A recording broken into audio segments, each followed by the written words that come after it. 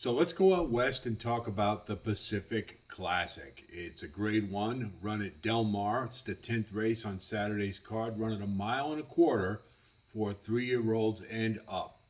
And we've got a really interesting field to be sure, and it's led by the favorite, the filly, Adare Manor. Uh, Going to be awful tough to beat, especially with this field. Dr. Venkman is a horse on a lot of people's tongue right now because he did defeat Arabian Night in the San Diego Handicap, which is the traditional prep for the Pacific Classic. You've got Il Miracolo shipping out from the East Coast. You've got Reincarnate, one of two Bob Bafferts in here. And you got Katona, who ran pretty well in the San Diego Handicap as well. And I may be mistaken here. I'm not sure if Bob Baffert has two. And oh yes, he does, because Adare Manor is one of them. So anyway, by all accounts, this is not the greatest of fields, and I think it's very logical that Adare Manor. That Bob Baffert would put her in this race for that reason. She really has nothing to prove on the West Coast in terms of the distaff division. So why not put her in here for a nice payday? It is $1 million purse after all. We take a look at this field and we, at first looking at the front runners to gauge the pace. Mixto's a hard knocker, but just isn't good enough, I don't feel, not even in this field. Full Serrano has one dirt effort at a mile and a quarter in Argentina, but wasn't very successful. Did win at a mile and a quarter on the turf, but as we know, it's a little easier to get a mile and a quarter or classic distances on the turf than it is on the dirt, mainly because you have so much time to rest prior to the close. So, Full Serrano's last race was a pretty good effort at a mile, but the figure really wouldn't win this race, and I just kind of have a feeling that this one's going to be done for pretty early.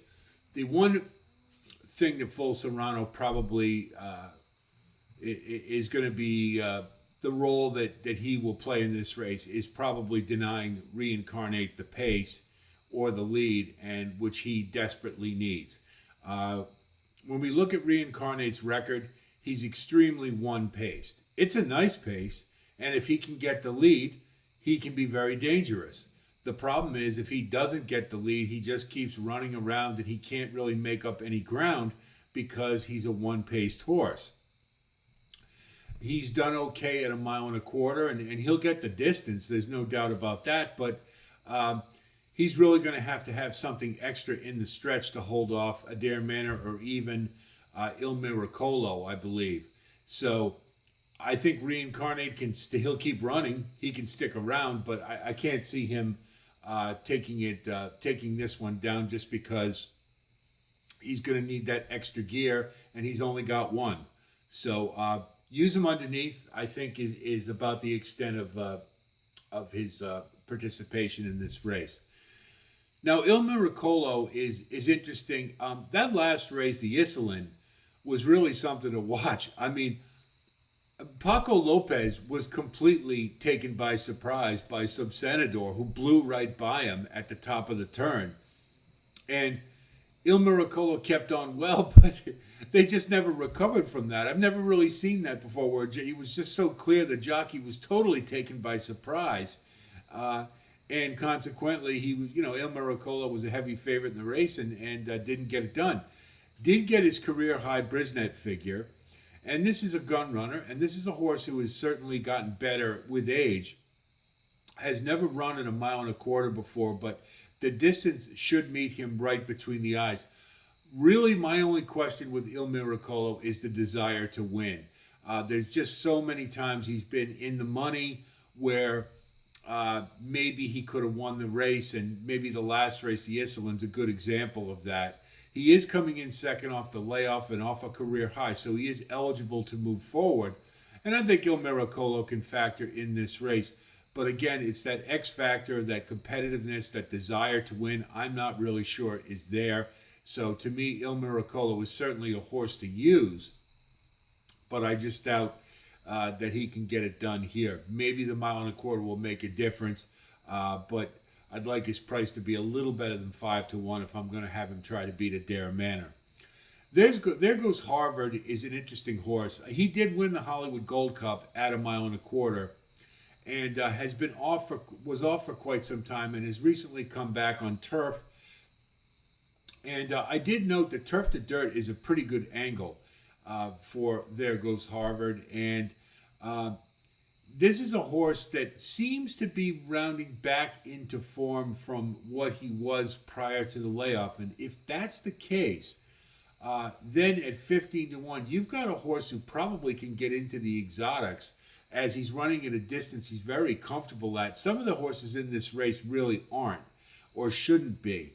And so I think There Goes Harvard is a really logical use in this spot. And, if you're looking for just a bomb, somebody to really upset the apple cart, There Goes Harvard looks like a pretty good choice to me. But he's one I think you have to use for sure in the exotics. Now, Dr. Venkman is the horse of the moment because he just won the San Diego handicap, beating Arabian Night.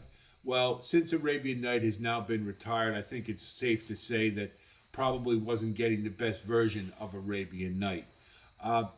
Dr. Venkman has never been out of the money. He's been in the exacta in every single one of his starts. I did find it curious, though, he didn't get to 2 turns until the last race. I would have thought they could have put him in a 2-turn race prior to this to stretch him out. That's really my only concern with Dr. Venkman. A lot of times horses who do run at sprint distances can freak their first time running a route. And Dr. Venkman certainly ran a great race in the San Diego handicap, and there's no doubt this horse has talent. But I just wonder... I do have some concerns about whether or not 1.25 miles is a race that a distance that this horse wants to run at. He's certainly he just ran his career high at 1 1/8 miles, and it is second off the layoff. So there's a lot of things to like. There's no doubt about that. I just wonder if at 1.25 miles he can jack it up to get by Adare Manor. And I have some real concerns about Dr. Venkman. I just have a sneaky feeling that he's going to regress a little bit. But, I could be wrong. And certainly if you like him, I don't blame you. At 5-2, I'd like the price to be better than that. Perhaps it will be if we get a lot of money coming in on Adare Manor. But I think you definitely have to have Dr. Venkman in your mix. So now we come to Adare Manor, the filly, going against the boys. And that's a popular theme lately with... And if Adare Manor can run in the same fashion as Torpedo Anna did in the Travers last week, she's going to win this race and going to win it handily. Her last race, the Clement Hirsch, I really liked. She showed me another dimension. This is a horse I thought was more comfortable or really needed the lead to be successful, and I was proven dead wrong. What it came down to more than anything else is she's just been winning these races on the lead out west because she's just better than her competition, so why not go on the lead and take advantage of the talent? And they have. Byford's done that. He's no dummy. We all know he loves to put horses on the lead when he can, especially when he has a talent edge. But last race, Scylla tried to blow the race open, set a pretty quick fractions, and Adare Manor looked to be a little stalled in the traffic there. But boy, when she got free, there was no problem at all. And she just went right by Scylla, who's a hell of a good filly. And I think she really showed her class and what she's all about. I don't see anybody in this race who can beat her. Really what it comes down to is this horse just loves to compete and loves to win. I think that was the Clement Hirsch was a great example of that. And I'll tell you, if we can get 9-5 on Adare Manor or anything close to it, we should thank our lucky stars because I just don't see her losing this race. So if we take a look at our wagering strategy, we're going to go with Adare Manor on top. Obviously, if she's 1-5 or some kind of really low odds, then maybe we'll reevaluate and just stick to the exotics. But if we can get 9-5 or close to it, and I hope Dr. Venkman, we get a lot of people who are interested in that horse, and that will keep Adare Manor's odds stout relatively. We'll go with Adare Manor to win.